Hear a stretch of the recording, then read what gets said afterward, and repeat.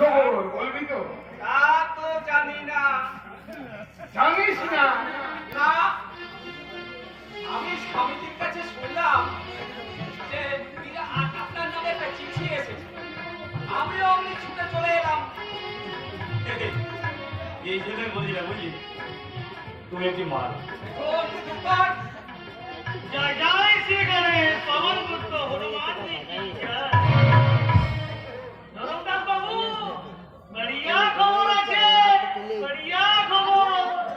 আরে বলো বলো, খবরটা কি গো? বলো, আমি যা ধৈর্য রাখতে পারছি না। খবর তো আমি কিছু জানে না। এই নিত্যবাবু, এই নিত্যবাবু আমাকে বাতালো কি ও বড়িয়া খবর আছে আর অফিসে বসে আছে। এই শালায় আমাকে ডোবাবে। এই গোটা দুনিয়া সত্য লোককে বলে দিয়ে আমি নিজে বলছি আমি জানি না। কাকে বুঝতে পারছি? খবরটা জানবে কেমন করে?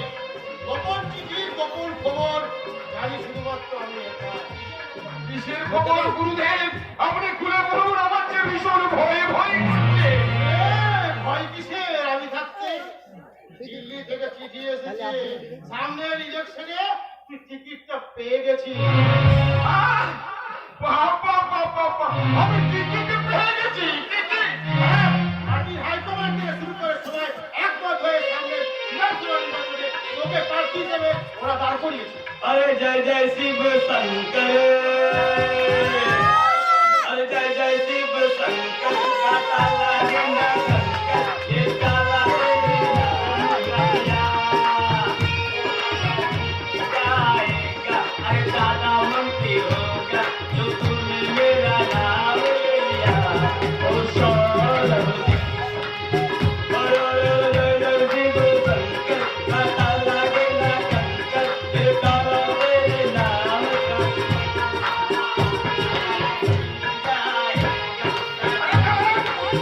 আমি টিকিট তো।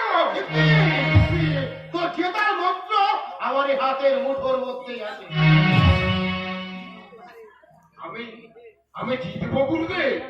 নিশ্চয় বার আমার ওই পুরো ভিডিও লাইসেন্সটা আপনাকে পাস করা দেবে দরকার বাবু। ভিডিও? আরে একটা কেন? এই গ্রামের সব তলায় একটা করে ভিডিও হল লাগিয়ে দে। মানা করেছে কে? আমি কিন্তু কোনো ইলেকট্রিক মজা গিয়ে কিন্তু নাচ করবো, গান করবো, ডান্স করবো, কিন্তু দাদা বুঝলাম অনেকদিন ধরে আরে হবে হবে, সব হবে। আগে তো ভালো করে জিতি। अरे जीतने की कौन सी बात? जीते कैसे तुम्हें? अरे हम चलकर तुम्हारे साथ हैं, तुमको रोकने वाला कोई पैदा नहीं हुआ है मामा। দেখো, আমি বলছি আমি ওই ভোটটা বুথ দিতে আসি। হ্যাঁ, আরে জয় জয় শিব শঙ্কর का ताला गेंदा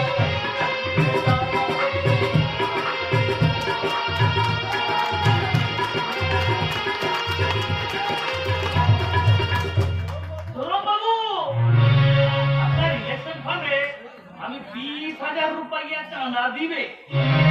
শুধু আপনাকে তো একা দিলে চলবে না। আপনার ওই ব্যবসায়ী সমিতির কাছ থেকে আমাকে অন্তত 20 লাখ টাকা দিতে হবে।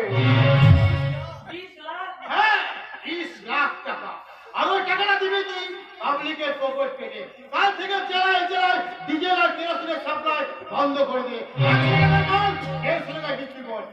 এমনি এক মাসের মধ্যে তোর ওই 20 লাখ টাকাটা আপনা আপনি তোর হাতে চলে আসবে।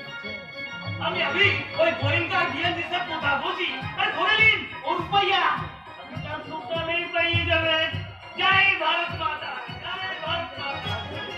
বাবু, আমি গ্রামে গ্রামে কিছু কম্বল বিতরণের ব্যবস্থা করি। হ্যাঁ, সম্পর্ক বিলি করে কি হবে? দেশ স্বাধীন হওয়ার পর থেকে তো নেতারা বন্যা, খরা, পার্টির মিটিং সবকিছুতে কম্বল বিলি করেছে। কম্বলের যুগ শেষ।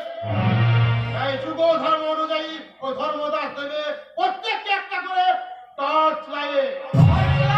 হ্যাঁ, সবাইকে একটা একটা করে টর্চ লাইট দিবি, কিন্তু কোনো ব্যাটারি দিবি না। বেকারি দেবো না। হ্যাঁ, এই অঞ্চলের সমস্ত দোকানে আমার কারখানার ব্যাটারি বিক্রি হয়, তাহলে ধরে নে ওই 5,000 টর্চের জন্য মাসে যদি 10,000 ব্যাটারি বিক্রি হয়, তাহলে 2 মাসে আমার টর্চের দামটা উঠে আসবে। বাবুর মাথাখানা যেন বুদ্ধির কারখানা। আমি এক্ষুনি 5,000 টর্চের ব্যবস্থা করে ফেলছি। এই গায়ের অন্ধকার ঘটাবো এক নতুন যুগে ধর্মের আলো। ধর্মদাস, গৌরীর খবরটা কি? ও ব্যাপারটা আস্তে আস্তে মেনে নিচ্ছে তো? ওটাই মেনে নেয়নি স্বামীজি, বরং কিশোরমশাইয়ের কাছ থেকে সংসারের চাবিকাঠিটা নিয়ে নিয়েছে। চাবি নিয়েছে? হ্যাঁ, আমি নিয়েছি চাবি, কারণ এই সংসারে বড় বউ হিসাবে এই আঁচলে চাবি বেঁধে রাখাটা আমার একটা অধিকার। কিসের অধিকার? এ বাড়িতে তোর কোনো অধিকার নেই। আছে কিনা সেটা ওই মানুষটাকে জিজ্ঞাসা করুন, যিনি নিজে দাঁড়িয়ে থেকে আমাদের বিয়ে দিয়েছিলেন। জিজ্ঞাসা করুন আমার দাদাকে, যিনি আমার স্মৃতিতে সিঁদুর পরিয়ে দিয়েছিলেন। ওই স্মৃতিতে সিঁদুর পরিয়েছিলাম শুধু নামক আমার জন্যে, আর ওই ক্ষমতার গদিতে বসে শুয়ে থাকার জন্যে।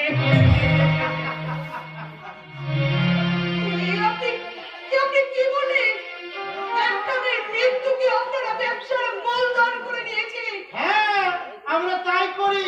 তোদের বেঁচে থাকাটা আমাদেরই লাভে, আর মরে যাওয়াটাও আমাদেরই স্বার্থের। বলবেন না,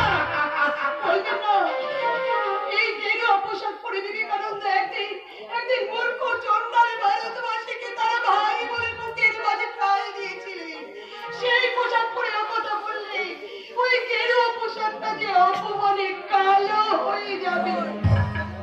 এ হারামজাদে! আমার বাড়িতে দাঁড়িয়ে আমার স্বামীকে তুই অপমান করিস? আপনি না কেন স্বামী হয়ে আমার নারীত্বকে অসম্মান করেছিলেন? কেন আমার এই পবিত্র সিঁদুরটাকে আপনি অসম্মান করেছিলেন? নারীর জীবনের সব থেকে বড় সম্পদ তার স্বামী আর সিঁদুর, সেই স্বপ্নকে আপনারা ব্যর্থ করে দিয়েছেন। কেন আমার বাবার কোলে মাথা রেখে শেষ কটা দিনের জন্য আমাকে নিশ্চিন্তে পড়তে দিলেন না? কেন বলুন, কেন কেন? এই কেনার উপর আমার কেউ দেবো না। এই কানপে কানপে তোকে একদিন মৃত্যুর দিন গুনতে হবে।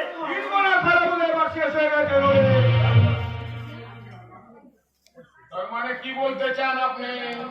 হাসপাতাল থেকে একটা চিঠি এসেছে, যে চিঠিতে ওরা জানাচ্ছে গৌরী সম্বন্ধে আগে যে রিপোর্টটা ওরা পাঠিয়েছিল সেটা সম্পূর্ণ ভুল। ভুল করে ওরা অন্যজনের একটা রিপোর্ট গৌরীর নামে লিখে ফেলেছিল। তাই ওরা নতুন করে জানাচ্ছে যে গৌরীর কিছু হয়নি, আর 5টা মানুষের মতো গৌরী সম্পূর্ণ সুস্থ, স্বাভাবিক। এবং এই সেই রিপোর্ট।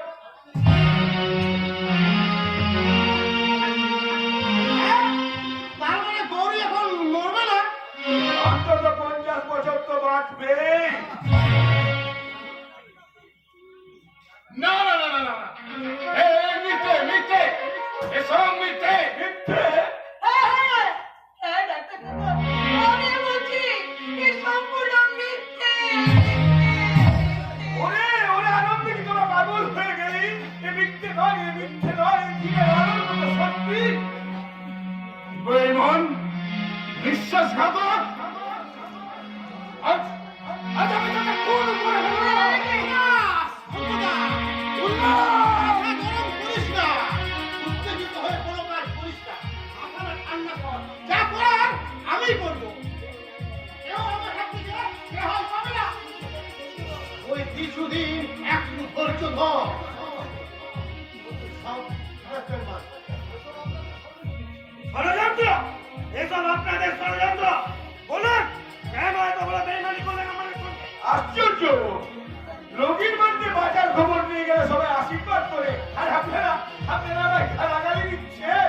হ্যাঁ, ডাক্তার কাকা, বুঝতে পারছেন না এরা এই জীবিত গৌরীকে সহ্য করতে পারছে না।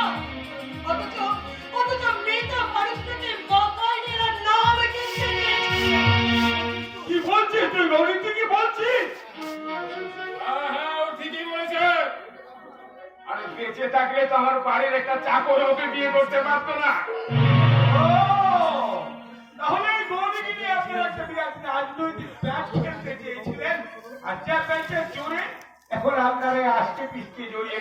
তাই তো? হ্যাঁ, আপনার জন্য একমাত্র তুমি নাই। তাই আপনাদের পাপ মহাপাপ করছেন আপনারা। সেজন্য মহাশাস্তিও আপনাকে ভোগ করতে হবে। জীবনে কোনোদিন মানুষ বলে আপনারা মনে করেছেন, সেই মেয়েটাকে সারা জীবন ধরে আপনাদের ওই মন্ডলবাড়ির বইয়ের সম্মান দিয়ে যেতে হবে। কিন্তু যে মেয়েটা মাত্র 2 মাসের জীবন যন্ত্রণা সহ্য করতে পারছে না, সে সারা জীবন এই জীবন যন্ত্রণা সহ্য করবে কেমন করে? মন্ত্র তোর অন্তর থেকে জেগে উঠবে রে মা। আমি তোকে আশীর্বাদ করছি, বাংলার সমস্ত বীরজাতিরা বধুর চোখের জল বজ্র হয়ে বাসা বাঁধবে তোর বুকে। সব আঘাত ব্যর্থ করে দিয়ে তুই এই বাংলার বুকে তুলে ধরবি নারী মুক্তির নতুন নিশান।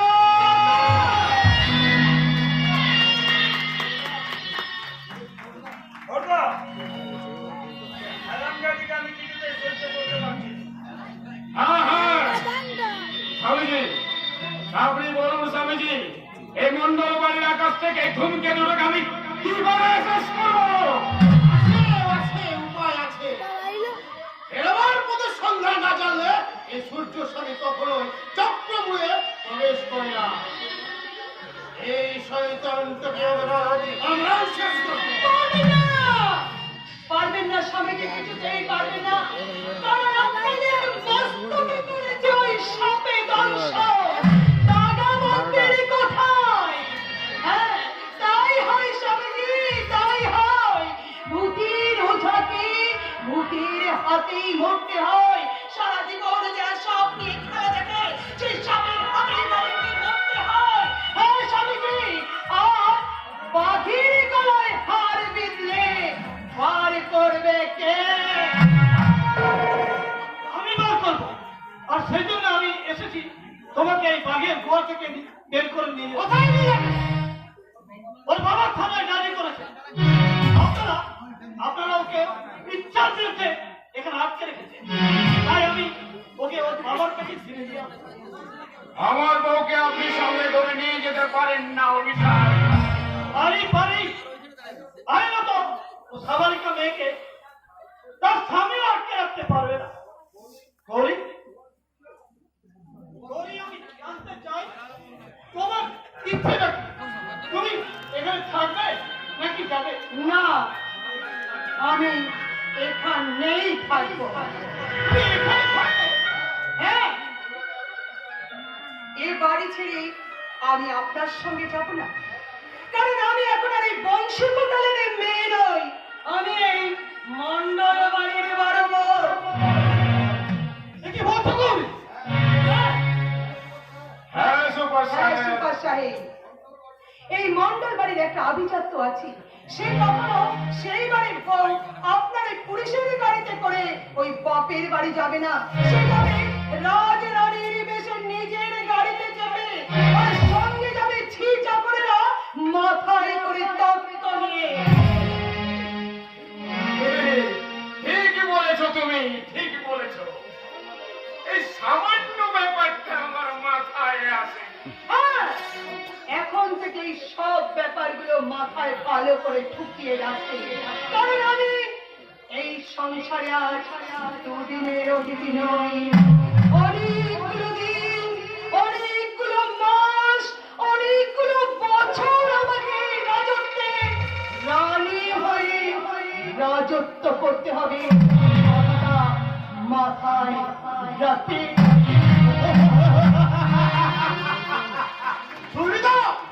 পুলিশের পোশাক গায়ে থাকলে লোকের ঘরে নাক গলানো যায় না।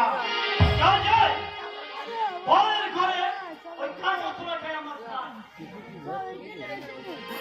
জীবন ফিরে পেয়েও গৌরী কিন্তু আপনাদের গলার কাটা। যে কাটা গেলেও যায় না, আবার তোলেও যায়। যায় যায়, ভালো হাতের কাজ জানা জানে, ওরা সব চোখ বুঝে করতে পারে। হ্যাঁ? তাই তো আমার চোখটা সবসময় আপনাদের উপর থাকবে। যদি ওই গৌরীর কিছু হয়, আমিও কিন্তু আপনাদের ওই ফাঁসির তরিতে ঝোলাবো। Yes, I know. 498 ওই বধূ নির্যাতনের মামলাটা কিন্তু আমার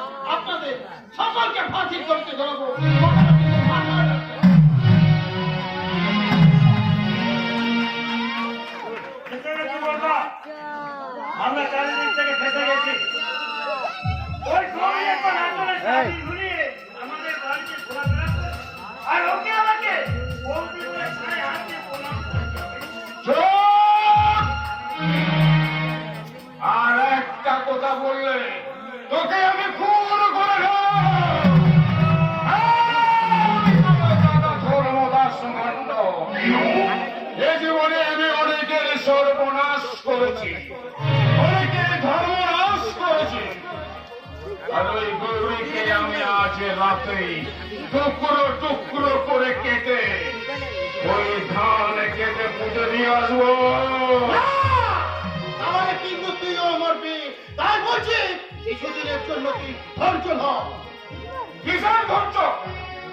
আপনি আমাকে আর ধৈর্য রাখতে বলবেন না গুরুদেব। আপনার কথা শুনে আজ আমরা ফেঁসে গেছি। ধর্মদাস, আমি সূর্য স্বামী এই ত্রিশূলকে প্রতিজ্ঞা করছি, যে আগুন আমি জ্বেলেছি সে আগুন আমি নিজেই নেবাবো। আজ থেকে শুরু হবে সূর্য স্বামী নারীদের যজ্ঞ, আরো যজ্ঞের আগুনে গৌরীর দেবতা দাউ দাউ করে জ্বলবে। আর সেই জ্বলন্ত পৃথিবীর থেকে আমরা দূর থেকে শুধু হাসবো, শুধুই হাসবো।